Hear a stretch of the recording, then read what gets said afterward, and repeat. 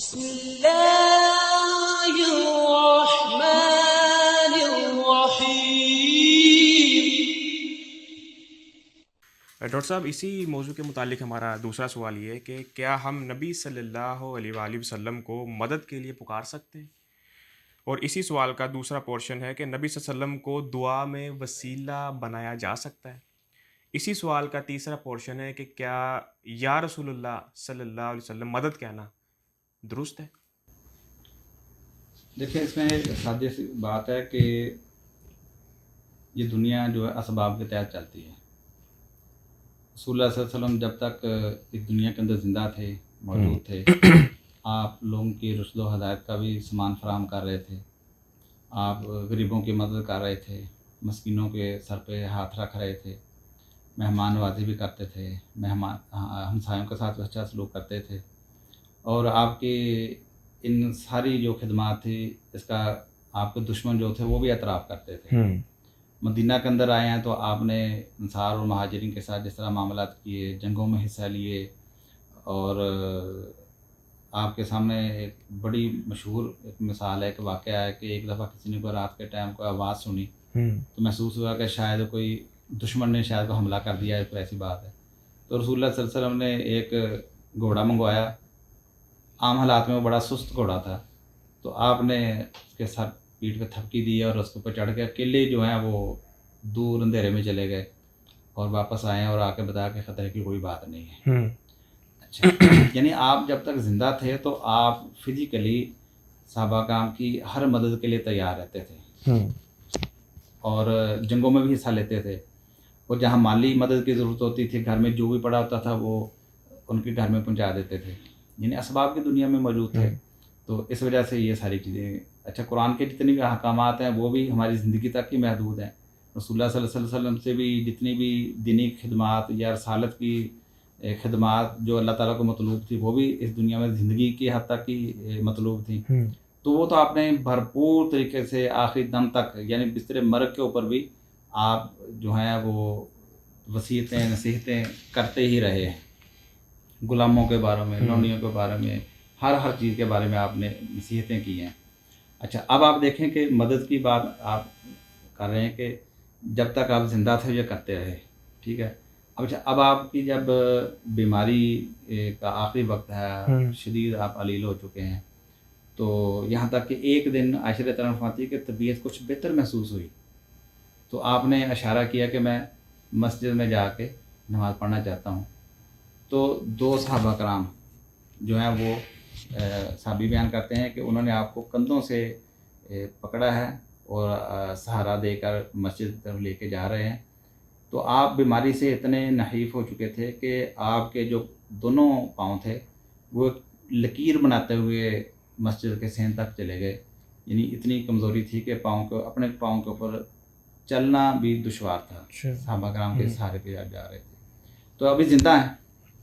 مقصد صرف کہنے کا مقصد یہ ہے کہ آپ کے بحیثیت انسان، بحیثیت بشر، آپ کے ساتھ وہی تکلیفیں، وہی بیماریاں، وہی کمزوریاں آپ کے ساتھ ملحق تھیں جو عام لوگوں کے ساتھ ہوتی ہیں۔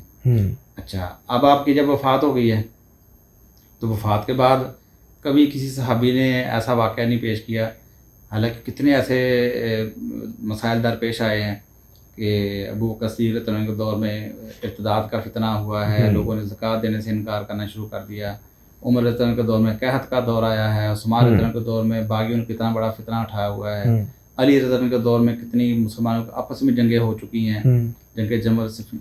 لیکن آپ دیکھیں کہ کسی موقع کے اوپر بھی رسول اللہ صلی اللہ علیہ وسلم کبھی قبر سے نکل کے باہر نہیں آئے، بالکل کسی کو آ کے بتا جاتے، چلو مدد کسی کی کیا کرنی بتا ہی جاتے کہ جی آپ یہ فلاں حق پہ ہے، فلاں غلط پہ ہے۔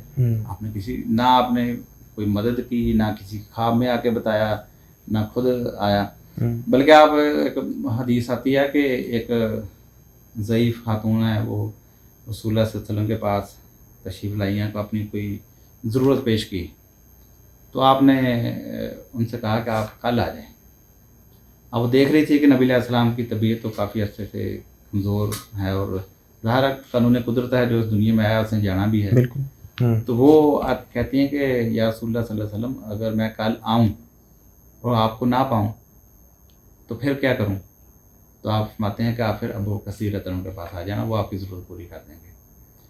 یعنی آپ نے ان سے یہ نہیں کہا کہ یہ تم کس طرح کی بات کرتی ہے کہ مجھے نہ پاؤ، میں تو ہمیشہ ہی آؤں گا، رہوں گا اور تمہاری مددیں کرتا رہوں گا. تو لہذا یہ تصور قرآن اور حدیث صحابہ کرام کے بالکل بیگانہ تصور ہے کہ وفات شدہ رسول اللہ صلی اللہ علیہ وسلم سے یہ تصور کرنا کہ وہ ہماری مدد کریں فزیکلی یا کسی بھی طریقے سے. نہ کبھی صحابہ کرام کے وہم و گمان میں یہ بات آئی تھی، نہ کبھی انہوں نے اس توقع سے کبھی وہ قبر کے اوپر گئے تھے. دیکھیں جب تک آپ حیات تھے آپ ان کے فیصلے بھی کرتے تھے، ان کو مسئلے مسائل بھی بتاتے تھے، لیکن کبھی ایسا نہیں ہوا کہ کبھی آپ کی قبر کے اوپر صحابہ جمع ہو گئے ہوں کہ چلو رسول اللہ صلی اللہ علیہ وسلم سے فیصلہ کرا لیتے ہیں. قرآن میں تو اللہ فرماتا ہے نا کہ رسول اللہ صلی اللہ علیہ وسلم سے فیصلہ کراؤ، حکم دیا ہے کہ ان کو چاہیے تھا کہ رسول اللہ صلی اللہ علیہ وسلم کے پاس جاتے اور آپ کا فیصلہ مانتے. تو اب اس کا اطلاق اگر آپ کی وفات کے بعد بھی ہونا ہوتا تو صحابہ کرام جاتے وہاں پہ، یا آج لوگ چلے جائیں وہاں پہ. لیکن سب کو پتہ ہے کہ وفات کے بعد رسول اللہ صلی اللہ علیہ وسلم نے کبھی کسی کی کوئی مدد نہیں کی، نہ کبھی آپ آئے ہیں. باقی جو جھوٹے قصے کہانیاں افسانے مشہور ہیں ان کی بات چھوڑ دیں. جو دین ہے وہ قرآن و سنت ہے. قرآن و سنت میں صحابہ کرام میں ایسی کوئی بات ہمیں ملتی نہیں ہے. ٹھیک ہے نا. اور اس کے علاوہ بھی بے شمار ویسے تو مثالیں موجود ہیں اگر وسیلہ کے وجہ سے. ہاں اچھا. اب رہی بات کہ ان سے مدد مانگنا یا رسول اللہ کہہ کے، یعنی یا رسول اللہ اس مقصد سے کہنا کہ رسول اللہ صلی اللہ علیہ وسلم ہماری مشکل میں ہمارے کام آئیں گے. تو اتنی مثالیں آپ کے سامنے رکھ دی ہیں.